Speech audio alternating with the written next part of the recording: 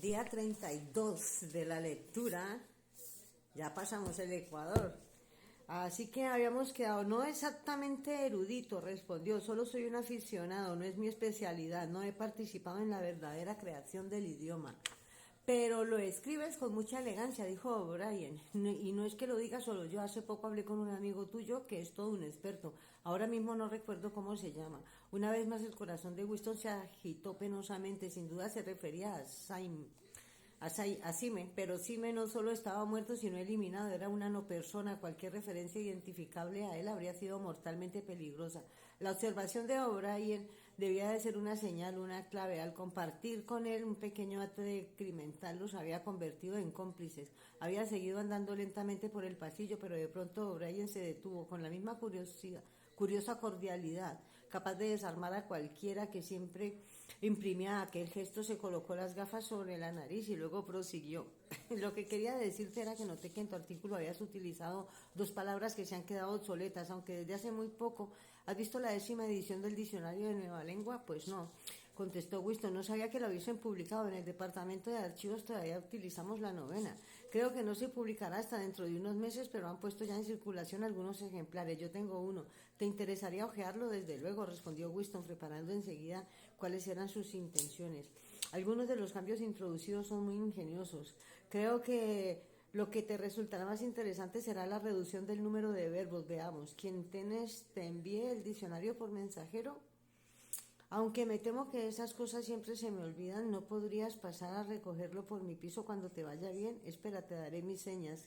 Estaban delante de una telepantalla con aire distraído. O'Brien se hurgó los bolsillos, sacó un bloc de notas forrado de cuero y un tintalápiz de oro justo debajo de la telepantalla, de modo que cualquiera que estuviese observándole al otro lado del aparato pudiera leer lo que estaba escribiendo. Anotó una dirección, arrancó la hoja y se la dio a Winston. Por las tardes casi siempre estoy en casa, hijo, de lo contrario mi criado te dará el diccionario. Se marchó y dejó a Winston en el trozo de papel en la mano, que en esta ocasión no había necesidad de ocultar. No obstante, memorizó cuidadosamente lo que había escrito en él y unas horas más tarde lo arrojó con otros documentos al agujero de memoria. A lo sumo habría hablado un par de minutos. Aquel encuentro solo podía significar una cosa, era un medio ideado para que O'Brien pudiera darle sus señas. Era necesario porque el único modo de averiguar dónde vivía alguien era preguntarle directamente. No había guías de direcciones. Lo que O'Brien le había dicho era: si alguna vez necesitas verme, ya sabes dónde encontrarme.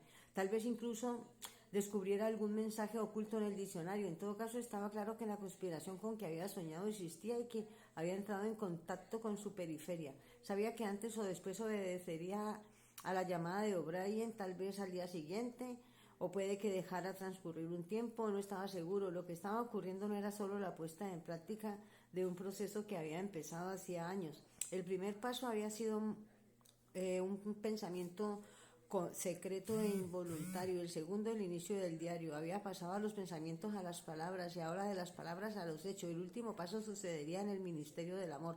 Lo habría aceptado, el final estaría implícito en el principio. Aún así le asustaba, o para ser más exactos era como un anticipo de la muerte, como estar un poco menos vivo.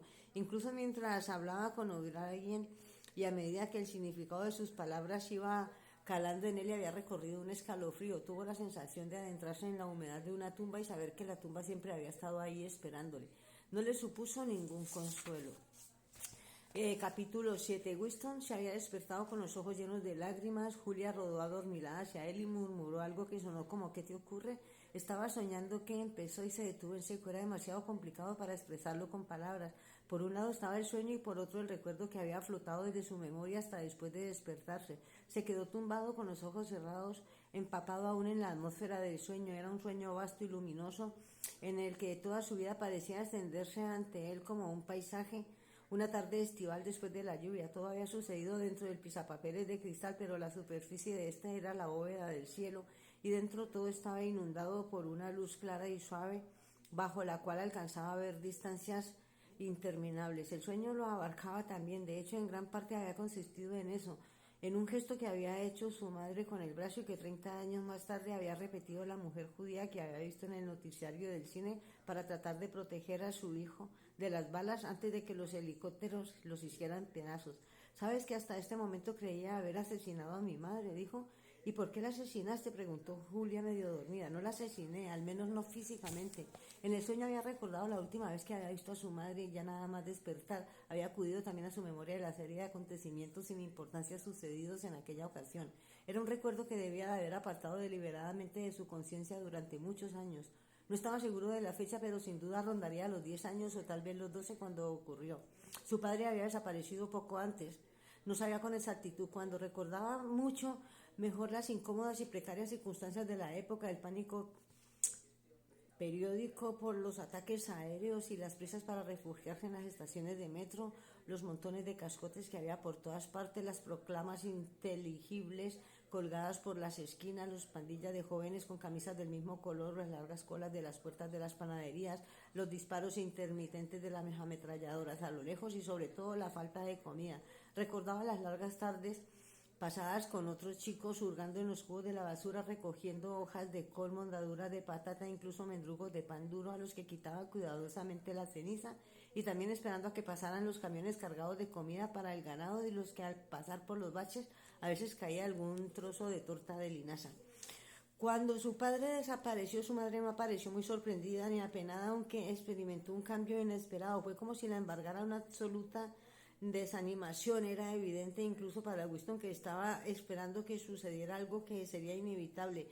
Hacía todo lo necesario, cocinaba, lavaba y remendaba la ropa, hacía las camas, barría el suelo, quitaba el polvo de la repisa de la chimenea, todo muy despacio y como si economizara sus movimientos, igual que un maniquí articulado que hubiese cobrado vida. Luego su cuerpo bien proporcionado parecía volver de forma natural a la inactividad.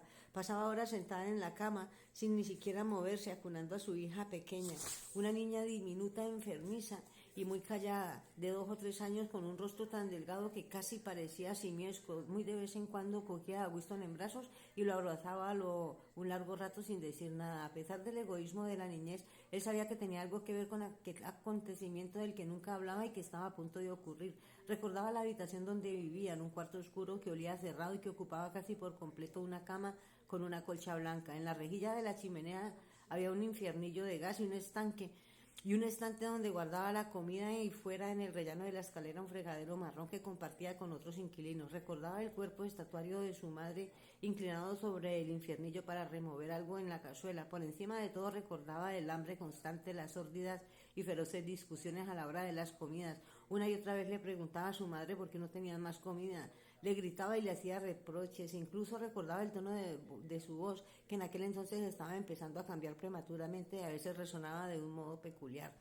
O probaba con un poco de patetismo llorón para intentar conseguir un poco más de lo que le correspondía. Su madre estaba más dispuesta a dárselo, aceptaba que él, el chico, tenía que llevarse el trozo más grande, pero por mucho que le diera siempre pedía más. En cada comida ella le imploraba que no fuese egoísta y recordara que su hermanito estaba enferma, también necesitaba comer, pero era inútil. Él lloraba de rabia cuando dejaba de servirle, intentaba quitarle el cucharón y el cazo de la mano y cogía la comida del plato de su hermana. Sabía que por su culpa ellas pasaban hambre, pero no podía evitarlo. Incluso se creía en su derecho. El hambre que le agujereaba el estómago parecía justificarlo. Entre comidas, si su madre no iba con cuidado, le robaba las escasas reservas de comida del estante. Un día repartieron una ración de chocolate, llevaban semanas sin repartir. Recordaba muy bien aquel precioso pedazo de chocolate, era una tableta de 2 onzas. En aquellos tiempos seguía utilizándose las onzas para repartirlas entre los 3. Era evidente que lo natural era repartirlas a partes iguales. De pronto, como si fuese otra persona, Winston se oyó a sí mismo exigiendo en voz alta que le dieran la entera a él. Su madre le pidió que no fuese egoísta. Se produjo una larga discusión con gritos, gimoteos, lágrimas, quejas, regateos. Su hermana pequeña se aferraba a su madre con ambas manos, exactamente igual que una cría de mono, y lo contemplaba con ojos grandes y lastimeros. Al final su madre le dio 3/4 de la tableta a Winston y el cuarto restante a su hermana. La niña lo cogió y lo observó sin saber muy bien qué era. Winston la miró un momento, luego con un gesto rápido le arrebató el trozo de chocolate de la mano y salió corriendo por la puerta. ¡Qué hijo de puta! Winston, Winston, la llamó su madre, ven aquí, devuelve el chocolate a tu hermana. Él se detuvo, pero no volvió. Los ojos angustiados de su madre le miraban con fijeza. Incluso entonces seguía sin saber qué era lo que estaba a punto de suceder. Su hermana, consciente de que le había robado algo, se puso a lloriquear. Su madre le rodeó con el brazo y la apretó contra su pecho. De algún modo aquel gesto le dio a entender a Winston que su hermanita se estaba muriendo. Dio media vuelta y huyó por la escalera con el chocolate medio derretido en la mano. Era miserable, así que Bueno, era un niño también con hambre. En fin, pero el corazón es el corazón.